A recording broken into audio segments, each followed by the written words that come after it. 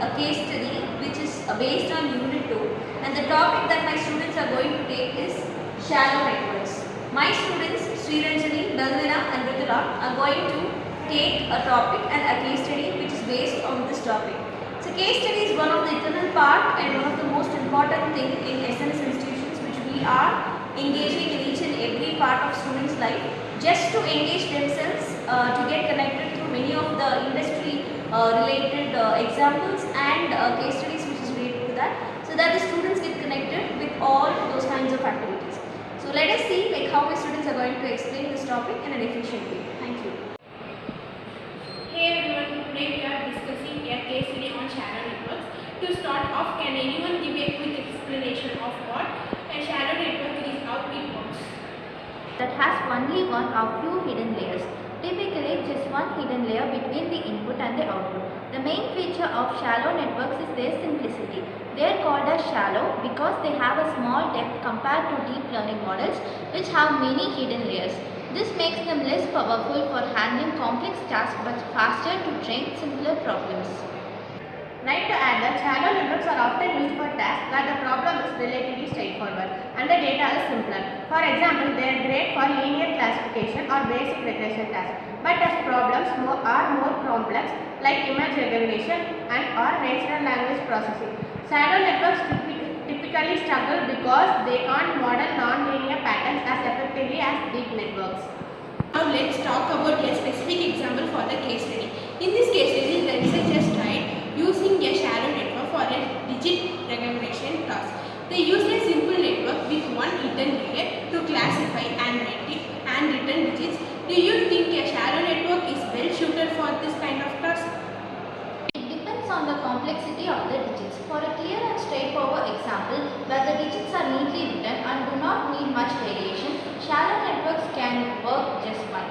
In fact, in earlier application of digit recognition like MNIST dataset, a shallow networks with a basic pre-processing could achieve more decent results.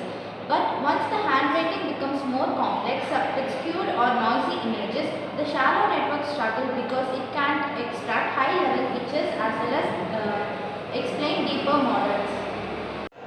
Absolutely. It's all about knowing when to use the right approach. Shallow networks or deep networks depending on the task and available resources. So a shallow network are faster and easier to train. They are not always the best choice for more complicated tasks. In this case, the performance was not great because of the lack of depth. But the case study also mentions that shallow networks can still be useful in situations where computational resources are limited rates. That's true. Shallow networks are computationally cheaper because they have few parameters to adjust which make them fast to train. In cases where the problem is relatively simple like classification, basic patterns or features, shallow networks can be a good choice. For example, tasks like linear regression or basic binary classification could still be handled effectively by shallow models. The case study also mentioned using feature engineering. This is where the manually created features to help the shallow network, like focusing or pixel intensities or using simple transformations to highlight key patterns in the images. But as expected, these solutions didn't scale well as the problem complexity increased. That's a great point. It's about choosing the right tool for the task. So in the case of case study, did they try any other approaches to improve the shallow network performance? Yes, they did. They introduced some pre-processing techniques like noise reduction and edge detection to improve the quality of the input images.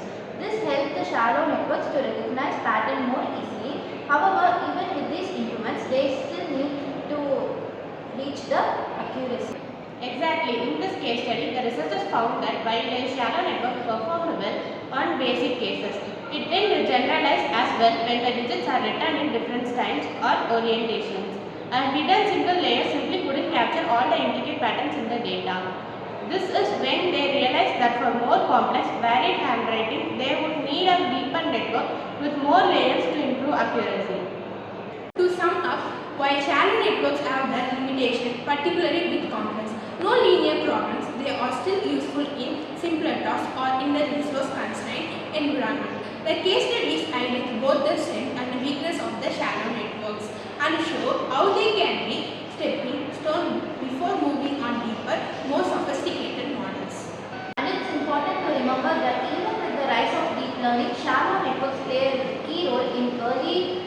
of neural networks and machine learning. They are crucial stepping stones.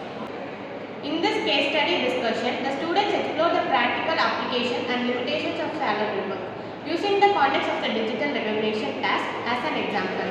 They also discuss the trade-off between shallow and deep networks and emphasize the importance of choosing the right model for the task at hand.